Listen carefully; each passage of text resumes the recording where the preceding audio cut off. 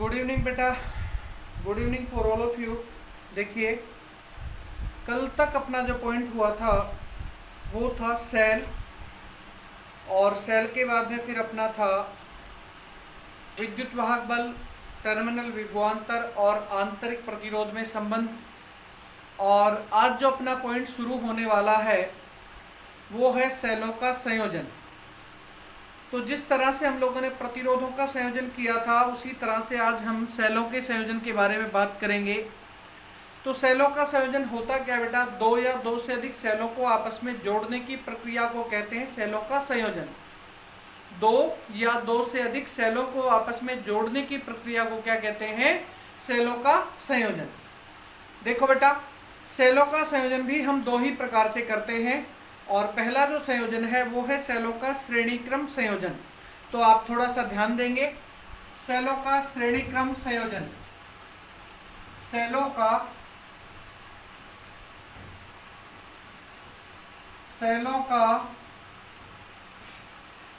श्रेणीक्रम संयोजन।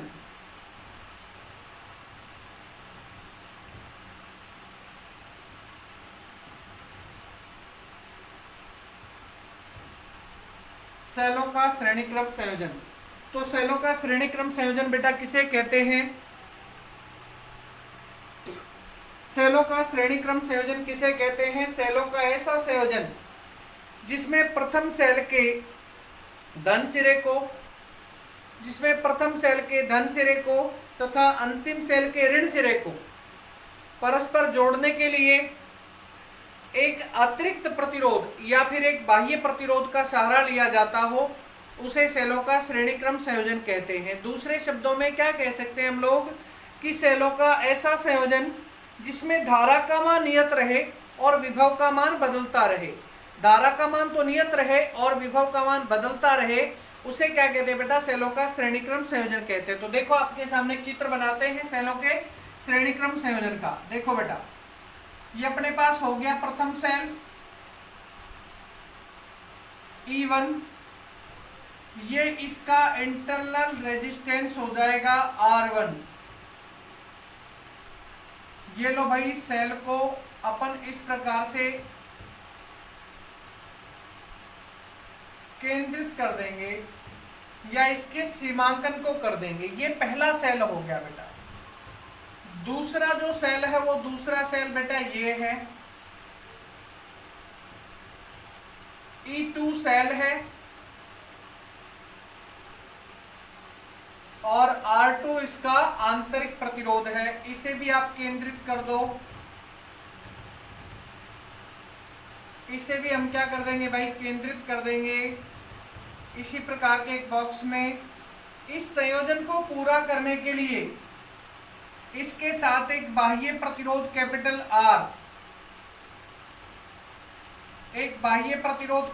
R, को भी जोड़ देंगे। ये संयोजन बेटा कंप्लीट हो गया। इसमें से धारा जो है I के रूप में बाहर निकलती है, यहां से भी निकलेगी और यहां से जाएगी और वापस इसमें एंटर हो जाएगी। तो ये जो आपके सामने जो चित्र बनाया गया है, ये सेलों के श्रेणीक्रम संयोजन का चित्र है। सेलों के श्रेणीक्रम संयोजन में बेटा क्या फिक्स होता है? इसमें धारा तो नियत होती है और विभव बदलता रहता है। तो देखो बेटा, अब आप यहां हम लोग बात करेंगे विद्युत वाहक बल, आंतरिक प्रतिरोध और टर्मिनल वोल्टता में संबंध से। देखो बेटा, प्रथम सेल के लिए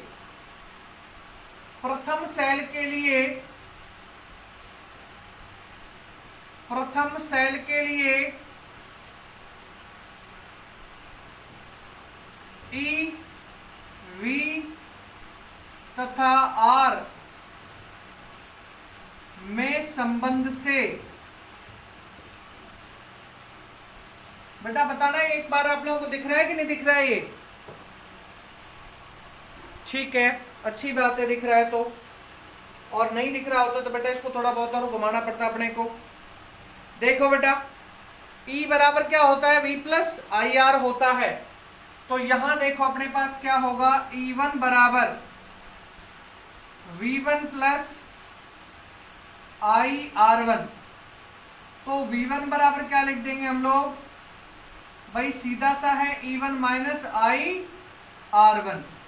समीकरण संख्या हो गई बेटा 1।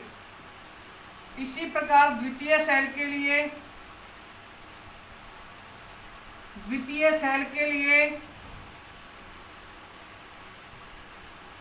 द्वितीय सेल के लिए क्या होगा बेटा, V2 बराबर E2 माइनस IR2। समीकरण संख्या 2 हो गई बेटा।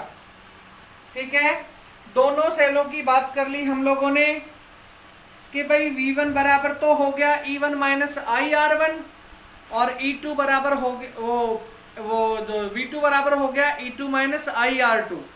ठीक है बेटा, लेकिन परिपथ का जो कुल विभव है वो तो इस प्रतिरोध के सिरों पर है V, लेकिन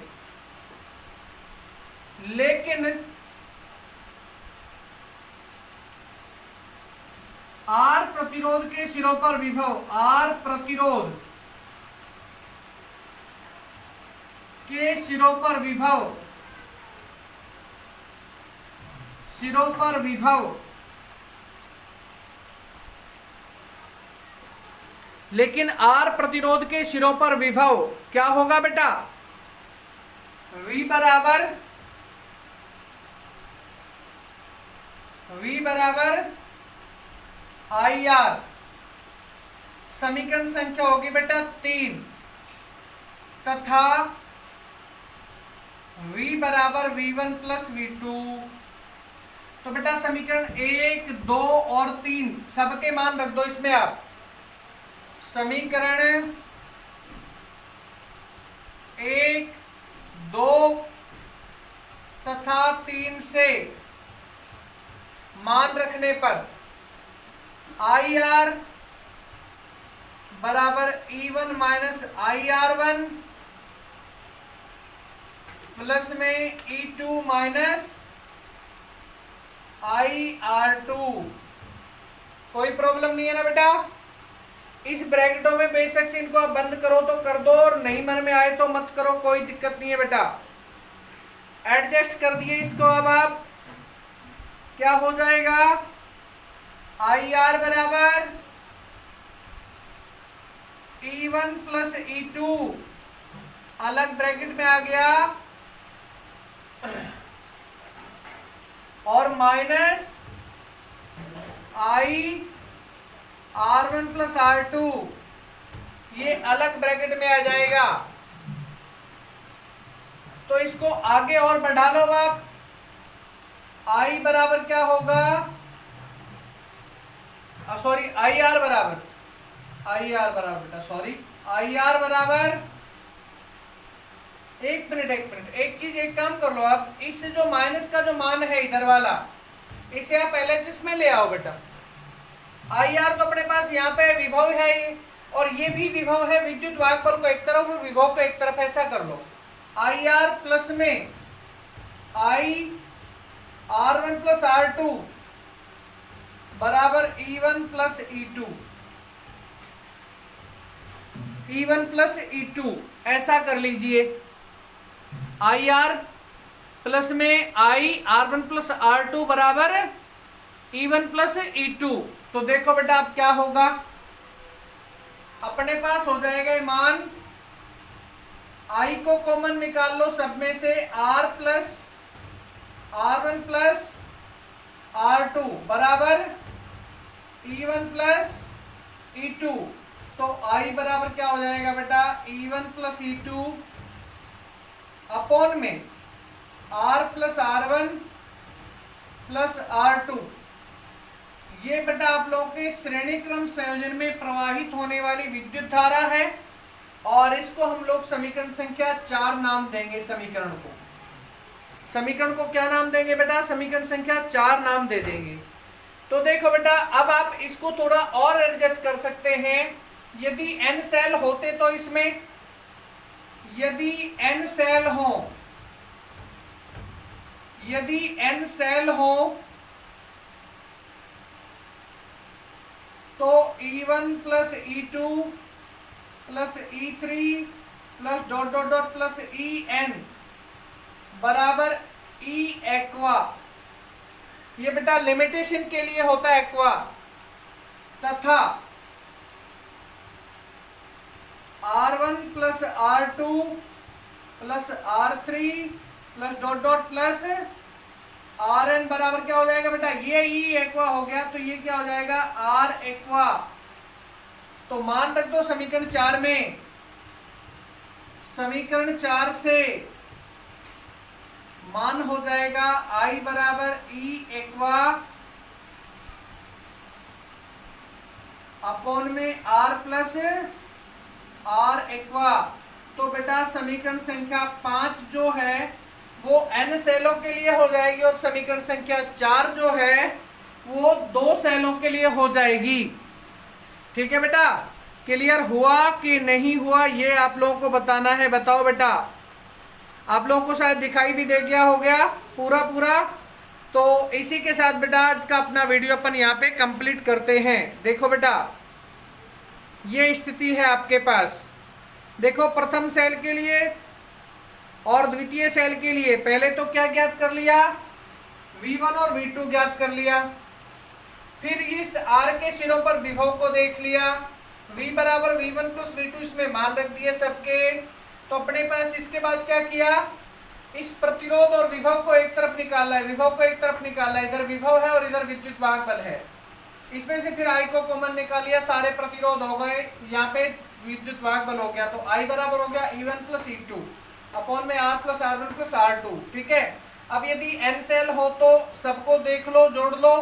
R E एक्वा मतलब टोटल विद्युत वाहक बल, R1 R2 R3 सबका योग, टोटल आंतरिक प्रतिरोध। समीकरण 4 से I बराबर E कुल विद्युत वाहक बल बटे में capital R plus small r कुल आंतरिक प्रतिरोध। तो बेटा ऐसा एक छोटा सा ये इजी सा पॉइंट था, आपको शायद आप लोगों को समझ में आ गया होगा। नहीं समझ में आया तो पूछ लेना बेटा।